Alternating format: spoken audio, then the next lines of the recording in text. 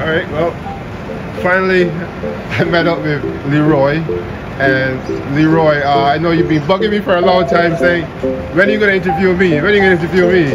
And finally I get a chance to, because most of the time when I see you, you're usually working and I'm usually working. I don't have the time, but now it looks like we got some time. Well, I was feeling a little jealous and a little left out, you know what I mean, to seeing all the boys on your show and I'm here, you know what I mean, just like the boys or something, because I'm one of the boys. So that's why I was to keep asking that question. So now that you have me here, you know what I mean, and you have some questions to ask me, I was wondering what would be the first question that you would ask me then? Well, you know, I looked you up like a long time ago. So I kind of knew your history. You started in Barbados. You know, you were going to school and you loved the horses, and you couldn't stay away from the horses, so you find yourself at the garrison, and you know the history goes on. You can ride horses, but you're too damn big to be a jockey. So so here you are being an agent right now. I was actually surprised, and this is my first question to you, is why didn't you take that route and become a trainer?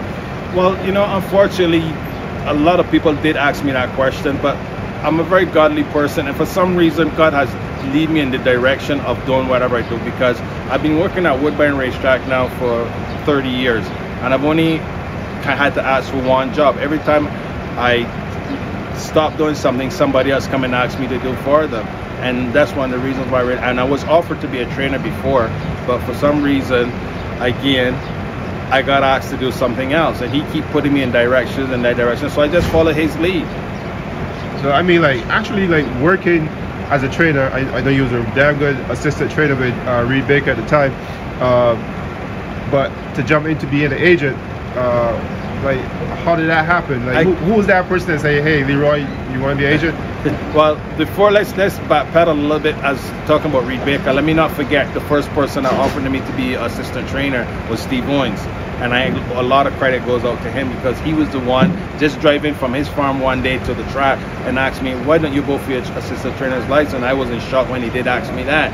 A little nervous at the same time, but at the same time I was happy, because I mean, I wanted to go up, not down, and the next step would be in being an assistant trainer. So, and that's one of the things that happened. And then when I left that not leave Steve, but things, you know, the fire and stuff like that, and I decided to make a different look, and I became an vet assistant after Steve. And while I was being a vet assistant, I was asked to be an assistant trainer again, and that's how I ended up over at Reed. And while being over at Reed, I had asked to be an agent, but things were going so great by Reed, and I was learning a different stage of the game, which was the business side. I understand a lot, not all, but a lot about the horse racing, but I didn't understand the business side of the game. So when I was offered to be an agent at that time, I sat down with Reed, and you know, I wanted to learn more. So the timing wasn't right for me to be an agent. And then when the timing was right, I became an agent. And Mr. Husbands, as you guys know, is the person that gave me the opportunity. And to get that opportunity, being an agent for a jockey of that caliber, I mean, he was the first one? He was the first one and only one at that time. You're pretty lucky. Oh, lucky. I'd say I was blessed. And again, I give a lot of credit to the Father above again for leading me in these directions and able to come in. But I got to change that, because I shouldn't say lucky, because based on your history and based on from what I've seen, everything seems to be falling in place for you. So I mean, going from Barbados, going into with Steve, Reed Baker, Patrick, and Sahin, like, you seem to be always falling into the right company. Blessings again, blessings again. And you know what, I credit a lot of to, you know what, not just the great God above, but hard work. And I mean, and not, you know, complaining or all the above that some people might do, and understand that if you put in the time and the hard work and the association with the people that you associate yourself with, you know, so many of those doors can open at the same time. And I found that was a blessing for me too. Well, you know, this game is not an easy game, as you know. Oh, definitely not.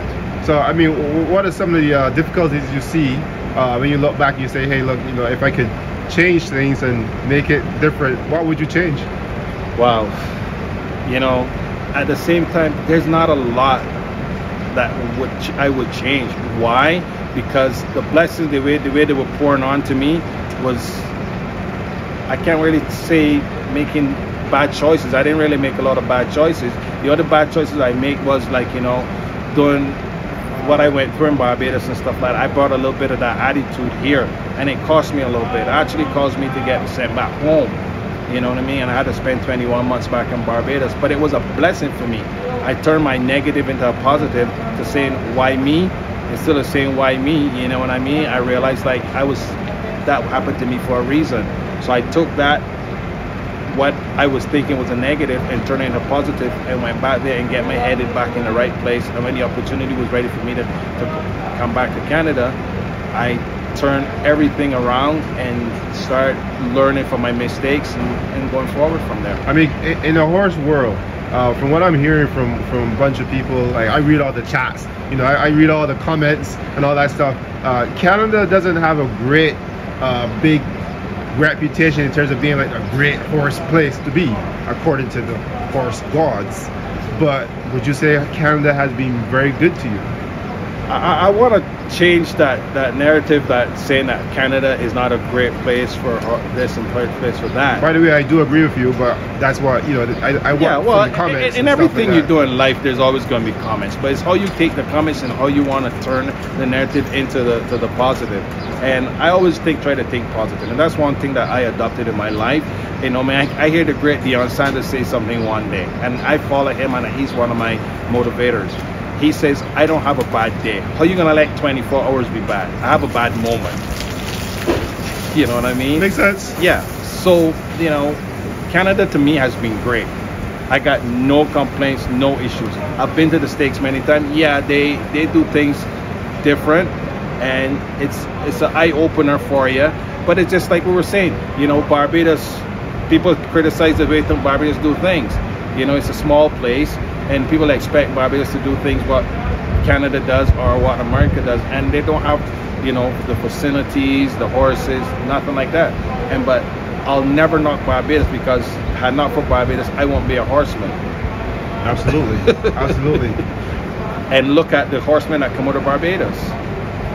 I mean, that's another thing too, because like Barbados has so much horsemen, and when you think back about it, like even at Woodbine right now, there's jockeys, trainers, grooms, hot walkers, all kind of people. What is it about Barbados that produces so many? Well, just like the joke they were saying, what is it about Jamaica that they produce so much great runners? What is it? The food? What is it? Is it the water? What is it? Nobody can tell. So in Barbados, the same thing. You know what I mean? But it's the passion. The one thing I can tell. And the younger generation today, do they have the same passion that my generation had? I'll say no, for the reason why that what we had to go through, you know what I mean, to compare what these youngsters, some things are so much easier now in the terms of the horsemanship stuff, not the opportunities. Because the opportunities there is how much you want it, how much work you want to put into it. We did it for the love of the game. We did it, a lot of us that did it in my era didn't even get a paycheck. We just got up to the morning and go to the racetrack. A ride on a horse was like diamonds, finding diamonds for us. I agree with you, but it sounds like you're trying to start a war with the generations. Well, no, I want them to wake up and realize, you know what I mean? You got to put in the work, because they want to do a little bit and expect so much. So not that the war, I need them to wake up and realize, you know what I mean? It takes a lot more than just getting up in the morning and just sitting down and doing nothing. It takes a lot more than that if you want to get to another level. So you got to get up early and work. And work. Not get up early and play your phone. And don't expect, you know, Friday, just depend on Friday. And have a love for the game. You know what I mean? That's not a war I want to say. I want them to open their eyes and realize. But you've been around for a long time. Let's move away from that instead of just going to make some noise. So, I mean, you've been around for a long time. But would you say that that's not the easiest message to send right now? Well, you know what? I'm a very straightforward guy. And I want them to know that I didn't get where I am today by getting up and just relaxing. I'm an agent, and it's at this time it's 10:15. Races is canceled today, right? And I guarantee a lot of the guys have gone home. I'm still here. Reason why I'm still here, because when everybody's sleeping, I want to be working. Yeah, you're still hustling. I see you in action. I want to be the best at what I do. I'm not giving up till I become the best at what I do. I'm not worrying about the opponents. I'm worrying about me. I'm my only competition. I don't look at them as competition. I mean, well, you know, brought an interesting thing to me, because you don't see the other agents as competition? No. If I do that, that means I'm worrying. That's a good strategy. I didn't realize you see it like that. But I mean, to be fair, you don't really have the same kind of fear, because I mean, you got two riders who are doing pretty good, winning grade 2s, grade 3s, and allowance races every week and every weekend. I mean, you're in good company. Yeah, but I still got to put in the work. Absolutely. I still got to put in the work. This didn't happen overnight. Somebody might say, you know what? Oh, he's riding for Mark Cassie. Oh, he's riding for the top riders, trainers. That's the whole point of trying to ride the best horses. Do you see changes, like in terms of how people approach you and treat you now that you've kind of gathered some good companies? Well, some people might, others might not. But again, I'm blind to all of that. Because if I worry about those things, then I can't do my job properly. You got your blinkers on. I got my blinkers on. When I look in the mirror, I'm seeing Leroy. I see. I ain't seeing the other guys. That makes a lot of sense. And then in that mirror, I want a picture in a shadow that I'm seeing Patrick Husbands, Sahin Sabachi, and Micah Husbands. No. Yeah, why not? This is all love. Micah, freaking, I haven't seen you in such a long time. Maybe you've seen me, but I feel like I haven't seen you in a long time. Yeah. Long time off the track, you know. And I hear you were working your tail off, man. Finally came back. Been a month. I gotta ask you, man, because you know, like, how'd you, like, you're building up such a big fan base already. You know, people are asking me, sending me messages, hey, make sure you get an interview with Micah. These are people in Barbados, by the way. So, you know, I'm like, you're so young, and people already, you got such a big fan base. Yeah, I've been around horses like since I was 10 years old. Been riding from 11. Knew a lot of people in horse racing coming up in Barbados, to be precise. So I came here at a young age, 14, to Canada. Been galloping here for a while. Met a lot of good people, you know. Yeah, and they know my background. They knew my dad. You know, my dad been a jockey in Barbados. Yeah, so a lot of people that know me from my dad's side, I don't even know, but a lot of good people, you know. And your dad recently? Yeah. 2 days after Christmas, he passed. Yeah. I'm sorry to hear that, man. My condolences officially. Thank you. It's not. My dad passed away last year too, so you know, it's not the easiest thing. Yeah, life goes on. Life goes on. How you feeling right now, mentally? Good, happy, you know. Been away from the track for a while. Paper stuff, but all good now. Finally back. Happy. Good. Well, I just wanted to chat with you for a little bit before you head out. I didn't really want to do like a major interview, but just happened to see you, you know. Good to see you, man. Thank you. Welcome back. Your first race is when? We're just playing it by time, you know. Just waiting for the right time. It'll be soon. All right, man. Respect and good luck this season. Thank you. All right.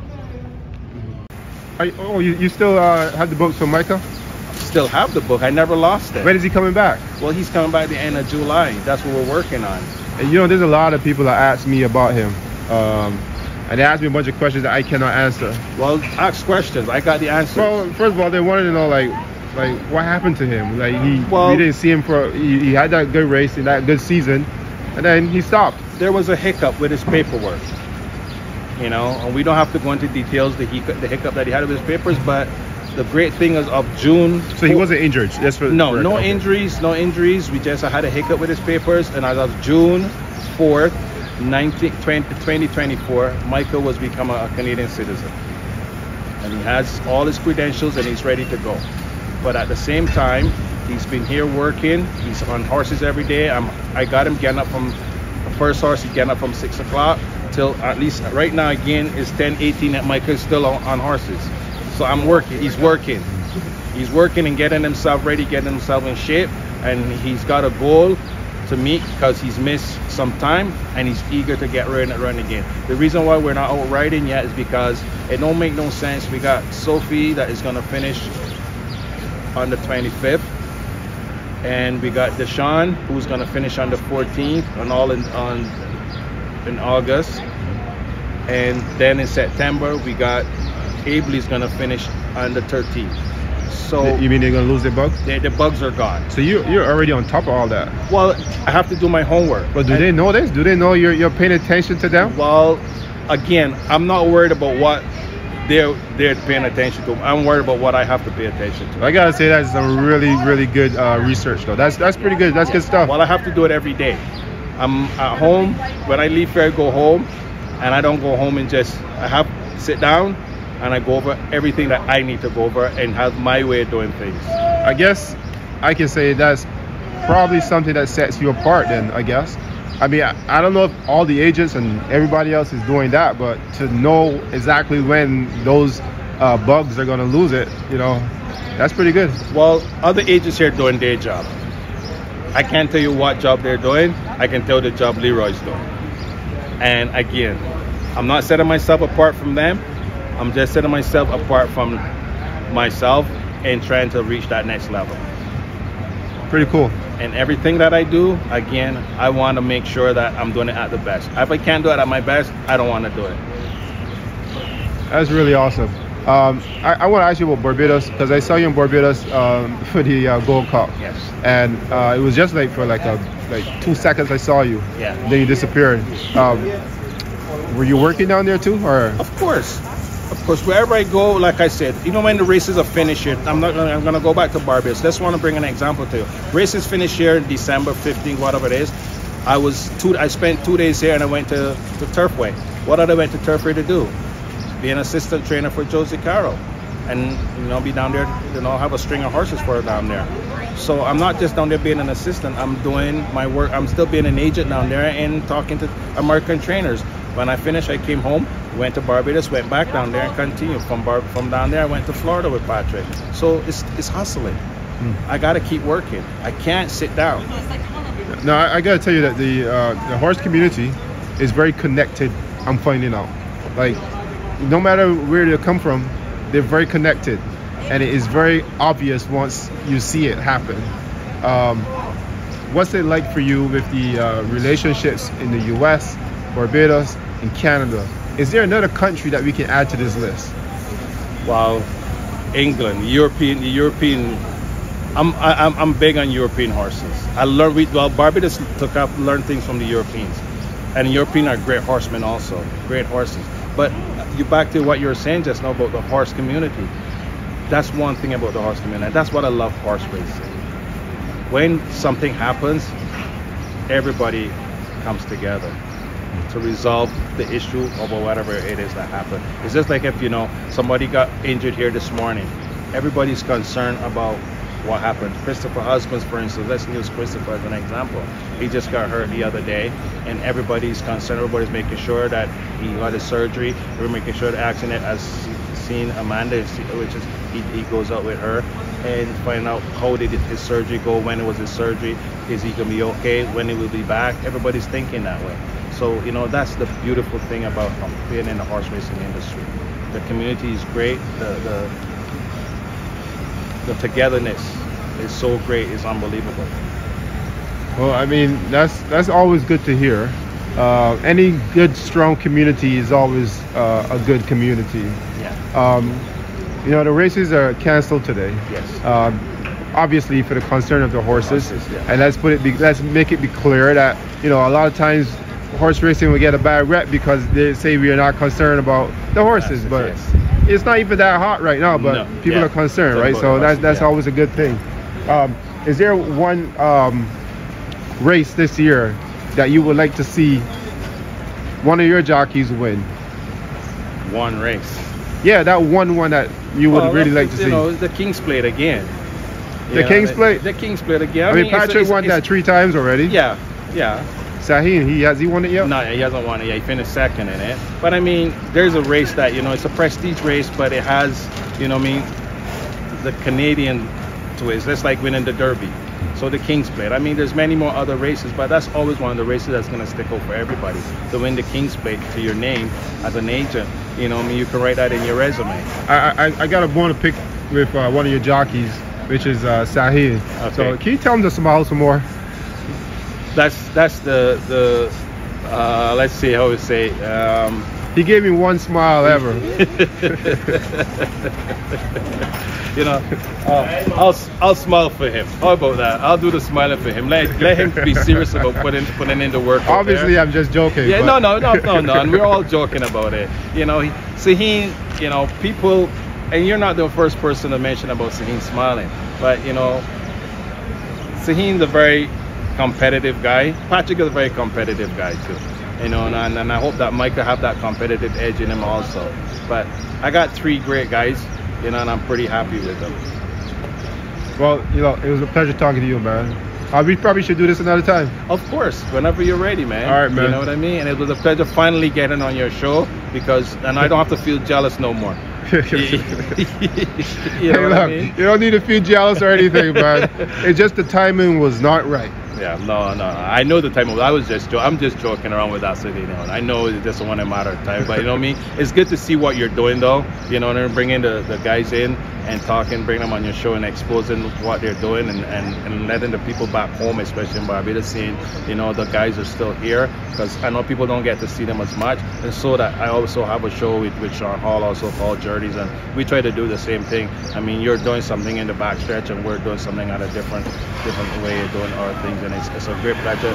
Like the World Players guys, he's doing another thing. So it's so great to see you guys showing up, the Horsemen, and we're all trying to do the same thing. We have the same idea, and it's so great to see you doing that. So it's a pleasure being on your show, and it's a pleasure to watch you doing what you're doing every day. So I say to you, keep up the good work that you're doing. I appreciate that, Leroy. I hope that all the guys get some love, because I know that my man Rasai in the States, he's doing some really good things, and it's really good to see him evolve and move in the direction that he's moving, and so you guys as well. Yeah. And I hope that everyone will see it within the horse world and get it out there. And it's good that we can be on each other's show too. You know what I mean? So one day hopefully you can come on our show and chat a little bit with us. Well, hopefully. Rasai already told me he don't really like doing those kind of things, those podcasts and stuff, but maybe one day, Well, I'll be bugging him too, so he's kind of keep giving me the hiding. He's hiding from me too, but I'm gonna get him. You just leave that to me.